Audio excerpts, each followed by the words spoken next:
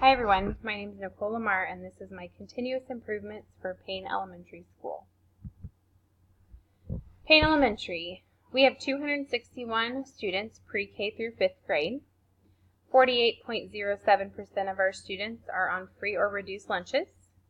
We have one principal, one dean of students, which is our assistant principal, one MTSS coach, which she is in charge of our building and services as well as arranging our professional development.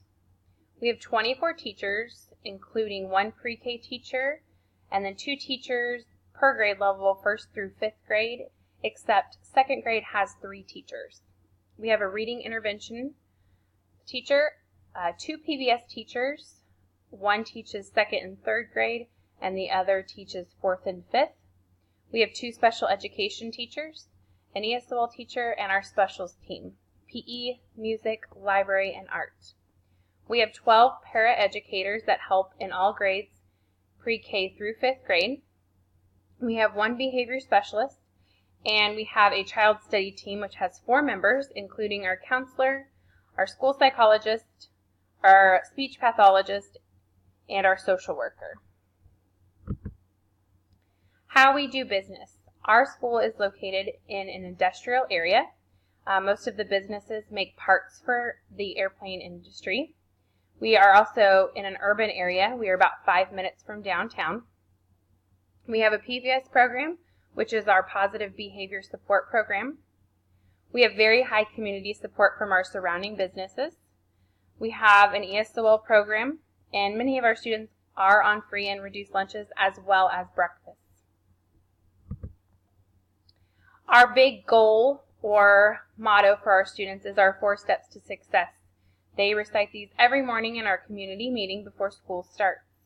Our first one is to be respectful. Our second is to be honest. Our third is to be responsible. And our 4th is to try their best. Here are some of our state assessment scores. 3rd grade, both math and ELA. As you can see, our building decreased our scores. We went from level 1, which is below grade level. We went from 40% in ELA scores to 63% below grade level. And then math, we went from 35% to 43% in our math as far as below grade level. So that was an increase. 4th grade, we did the same both in ELA and math. Our scores decreased as far as our kids that were above grade level. And the same goes for our 5th grade scores as well. 5th grade was by far the biggest decrease in scores. And when I say decrease, I mean we decreased the amount of kids that were above grade level and they shifted to below grade level. Why do we exist? Our big motto for USD 259 is to empower, to dream, believe, and achieve. And our school is using that motto as well with our students. Where do we want to be?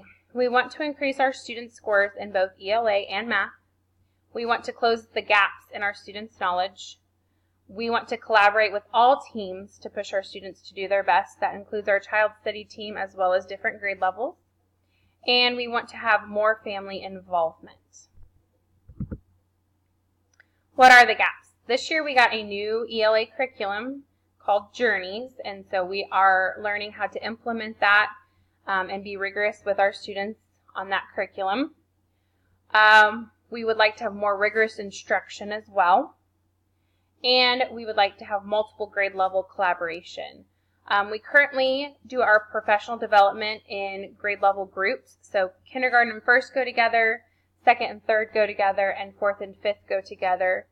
And then our ESOL teacher, our reading intervention teacher, all of those other teachers, they come in, special education, they come into one of the grade levels, professional development to get their learning as well. How can we get where we need to be? Our school has a great opportunity. We plan weekly on Mondays, so we get to plan as a team for that next week. We have very good professional development. Our MTS coach does a very good job of that. And we like to collaborate with other schools in our district on the new curriculum. How will we implement?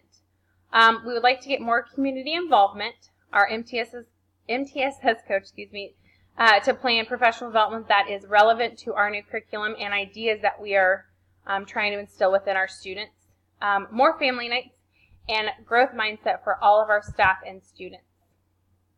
We will evaluate our efforts by our benchmark test that we take 3 times a year. We will take community involvement data. We take parent participation counts at every family event, and just hearing more positive talk from our students and staff. So that is my presentation. Thank you so much.